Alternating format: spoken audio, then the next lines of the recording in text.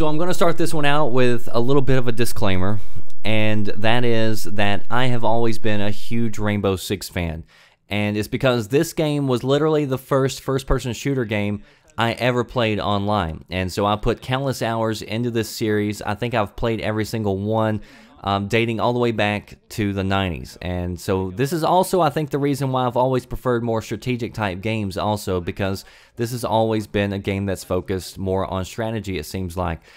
So ever since I heard that Ubisoft was bringing this series back, I have been excited, and now I finally got to put in a lot of time onto the beta for Rainbow Six Siege, and I thought I'd tell you what I thought about it.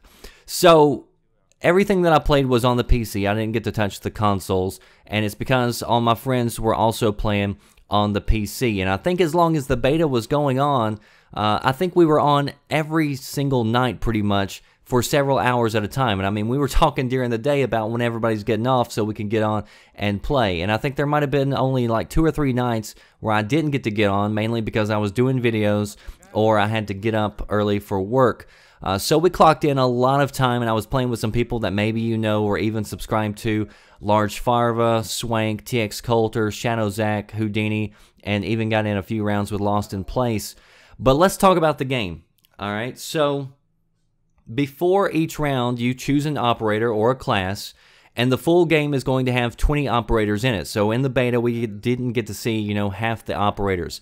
Each one has its own set of unique features and accessories. So for instance, you've got a class like Fuse that has a device that you can place on walls that fires in multiple grenades in a room before going in, so you can clear out a group of enemies that are in a small space. But you also, on defense, have a class like Jaeger, which has a tool that can engage grenades and destroy them before they can actually detonate. So it's like a huge game of paper, rock, scissors, where every tool has a counter.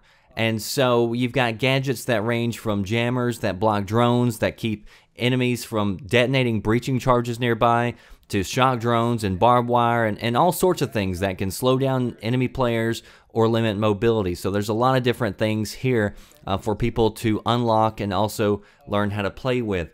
So in the beta, you can play Terrorist Hunt, which is against enemy AI, or you can play PvP multiplayer, which is attack and defend. So we're going to start out with the Terrorist Hunt, and this is a game mode that's been in previous games, and you can play either solo or with friends. And depending on the difficulty level, I mean, things can get pretty intense, and that goes for both PvP or Terrorist Hunt. And Terrorist Hunt's also a good way to try out new tools that maybe you've unlocked, gadgets that you're not that familiar with, and it's just a good way to get warmed up and also practice. Sometimes the enemy AI can be pretty slick. They'll come through windows, they'll come through doors. Suicide bombers will rush at you and explode, which can be pretty scary at times. They'll shoot through walls. But then there's other times where it's like the AI is just dumb as a doornail, and they don't even seem to realize that you just unloaded a clip near them on one of the enemy players that was standing right beside them. So this is a beta. Hopefully the AI can be improved in that regard. Sometimes the AI impressed me, and sometimes I'm thinking, how much dumber can the AI possibly get? So it kind of went both ways. My biggest complaint about this game, though, is that Terrorist Hunt is the only mode that you can play single player on. Ubisoft announced that there is no single player campaign, which is going to be a huge turnoff for a lot of people. And I liked campaigns in the past Rainbow Six games. Back in the day, this was a very strategic game where you could set up a tactical plan. Even if you're playing with AI teammates, you could have a set plan, execute it. It was involving strategy and tactics. And with this game being so heavily focused on strategy and tactics, I mean, it's a real shame that that's not included. And they could have made some, I think, amazing moments with a campaign for this. And I know a lot of people are going to have a hard time justifying paying full price for a game that's missing a campaign. And honestly, I cannot blame you. But where the game really does shine is the main portion of the PvP. And at the beginning of the round, you have attackers that have a period where they can take drones in, trying to infiltrate an enemy base, get a look out of the layout, Try to find where the target is located, for instance, if you're trying to hunt down a bomb. So that way, whenever it is time to roll out, you know exactly where to go in the compound where you're attacking. And also during this phase where the attackers are trying to scout, you've got defenders that are inside barricading walls, placing jammers down, which can stop drones in their tracks, and deciding where everybody's going to make their last stand. So this is, I mean, pretty hardcore in places. There's no respawns. It's 5v5, so it can be pretty intense, especially when it comes down to like one person versus 2 or 3. And if you pull that off, I mean, it just gets your heart racing. And I don't play many games like that that are able to give me that type of feeling.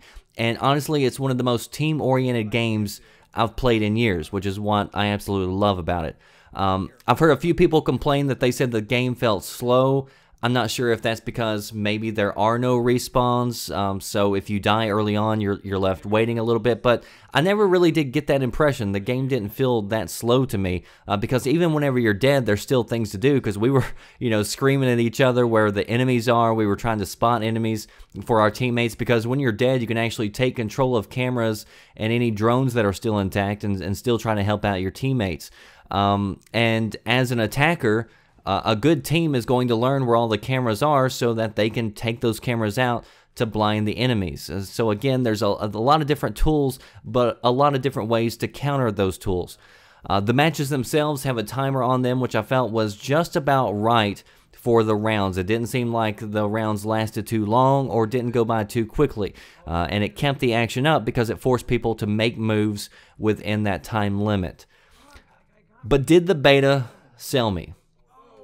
You know, there are a lot of shooters on my watch list this holiday, and I've mentioned that before. You got Halo, Star Wars. I even liked the Black Ops beta earlier this year, and I'm not a big Call of Duty fan at all, but I really did enjoy that beta. And so it's really crowded in this genre. And this game isn't going to be for everyone. And again, I think the lack of single player is what's really going to hurt it for a lot of people. But it is hard for me to remember a game recently where me and all my friends were just so anxious to all get on and play almost every single night and play for hours at a time without getting burnt out. And we were learning more tricks almost every single time that we played, and we got a better feel for the game and how deep it was. And I think that's where things get really interesting. I like games where it's easy to pick up and play, it's easy to get into, but as you start playing, you realize that all these tools, and there's so many different things that you can excel at and actually master, which kind of, you know, takes the game to a whole new level, and I love games like that. So by the end of it, actually, we didn't even make it to the end of the beta.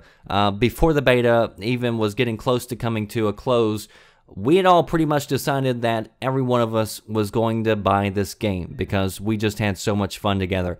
Now, I'll admit, if it wasn't playing with a team of my friends that we were working together with, I mean, because we got to the point where, you know, people didn't even have to say what they were going to do. We just knew what everybody was going to do. If it wasn't for that, if I was just playing solo, which I did play a few rounds with randoms early on, I mean, it wasn't terrible, but I'm not sure I would be so anxious to play it if it wasn't for having a team of friends who knew what we were doing, who got in a routine, and, you know, just made it a solid experience. So if you don't have friends to play with, I'm not sure how you're going to feel about it, but if you've got a team of friends who like to play strategy games, this was one that we definitely enjoyed. So I think you can expect to see lots more Rainbow Six footage coming on this channel later this year. If you got into the beta, post your thoughts below. What did you like? What didn't you like? That does for me, the Red Dragon. I'll see you next time. Thanks for watching. Are you listening? Damn.